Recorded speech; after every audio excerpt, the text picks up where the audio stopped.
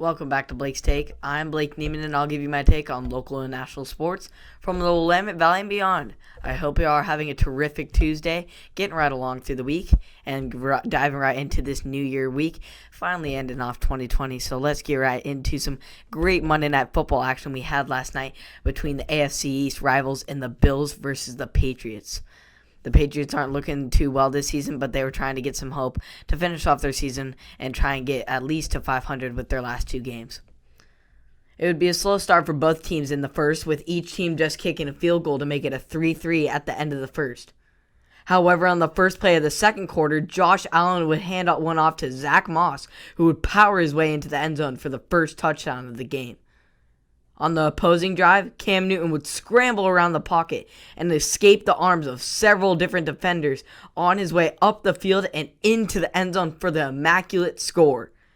Josh Allen would then come back and look around the pocket until he checked down to a wide-open big boy tight end, Lee Smith, for the touchdown. Great catch there. On the Bills' next drive, Allen would throw a dime to Stephon Diggs through a tight window, which caused Diggs to turn upfield and break free for the touchdown. In the second half, Allen would throw a dime to Diggs once again to take the 3-score lead in this game and just really pull away and make the Patriots' hopes just almost disappear. And then Allen and Diggs would just top off this game and with an incredibly dominant performance with a diving catch by Diggs and a back foot throw by Allen, just an incredible throw that not many quarterbacks in this league can make. To cap off this immaculate performance by both Allen and Diggs, Diggs finished with 9 receptions, 145 receiving yards, and 3 touchdowns in the victory.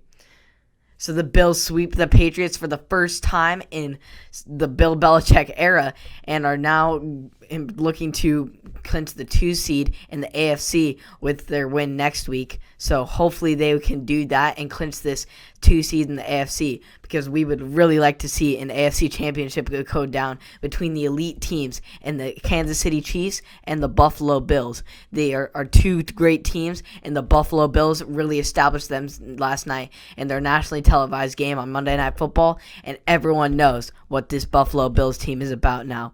So let's finish off the season strong for the Bills and dive into this AFC incredible playoff picture that we have. As far as MLB, former Cy Young Award winner Blake Snell has agreed to sign with the Padres, sending 4 prospects to Tampa in exchange for the 2018 American Cy Young Award winner. We all remember in this year's World Series when Blake Snell gave up the ball in Game 6, shaking his head after Kevin Cash's curious pitching change. Frustrated but comfortable due to Snell having a great team to work around in the 3 years left on his contract, especially with Arozarena really stepping up the last season as in the rookie year. However, the Padres were willing to do whatever it took to acquire him, and that is exactly what they did. The Rays will receive right-handers Luis Patino and Cole Wilcox, and catchers Francisco Maija and Blake Hunt. All well-regarded youngsters from a San Diego system that has been stocking the farm for years.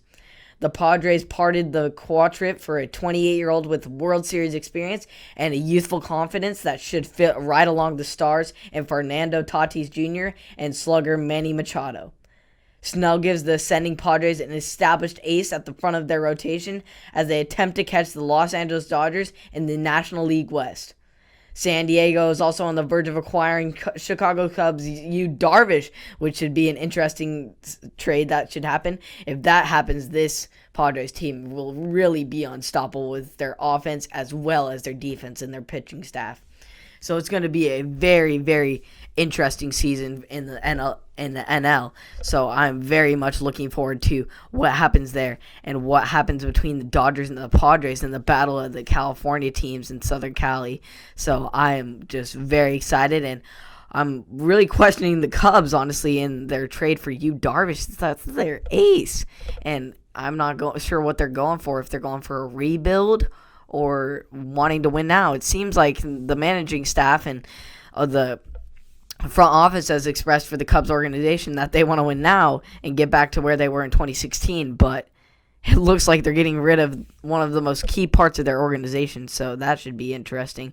But Padres are open to anything right now with their exceptional team that they are rebuilding. So great job by the managers and the Padres front office. So I look forward to watching this team battle it out and provide some great action in the MLB this season. As far as the NBA, though, we do not have not much good news today, with young star John Morant coming down with a grade 2 ankle sprain yesterday in Memphis's 116-111 overtime win over the Brooklyn Nets. He attempted to block forward Timothy Karop's shot and landed awkwardly on Karop's foot. He is expected to miss 3 to 5 weeks, which is a huge loss for the Grizzlies, considering they are without Jaren Jackson Jr., who is recovering from surgery to repair his meniscus and his left knee in August, and Justice Winslow, who is coming back from a left hip injury.